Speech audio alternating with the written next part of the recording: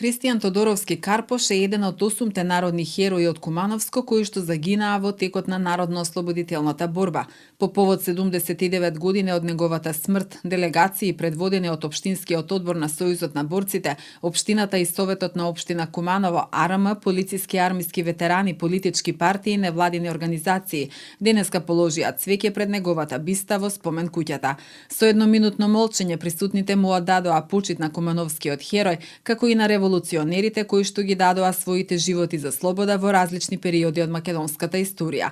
Христијан Карпош на 12 октомври го означил почетокот на востанието во Македонија, кој настојувал во својата цел се до неговото загинување на 7 февруари 1944 година во селото Билјача. Тешките денови на фашистичката окупација 1941 година ги дочекува веќе како идејно формирана личност, свесна за целите за кои треба да се бори. Учествува во организираните штрајкови, а кога партиската организација на Ској во Куманово ги повикува на оружено востание против окупаторот, Христијан е меѓу првите. Така, во октомври 1941 година се јавува на зборното место во Студена вода, каде се формира Кумановскиот козјачки одред, кој мощне бргу е разбиен во судирот со окупаторот и полицијата. А бројот и понатаму го зголемува и со тоа се овозможува формирање на Кумановскиот партизански одред во август 1943 година во местото Свети Илија на Коќура планина. За командант е назначен Христијан Тодоровски Карпош и одредот на 26 август се одделува од Јужноморската бригада, упатувајќи се кон Козја планина со цел одново да се разгори пламенот на народното востание на Караdak и Козјак. Неговото постојано работење за бројно јакнење на одредот доведува да на 1 декември Кумановскиот партизански одред прераснува во Кумановски батальон Јордан Николов со 140 борци и новата должност на Карпош, командант на веќе регуларна воена единица.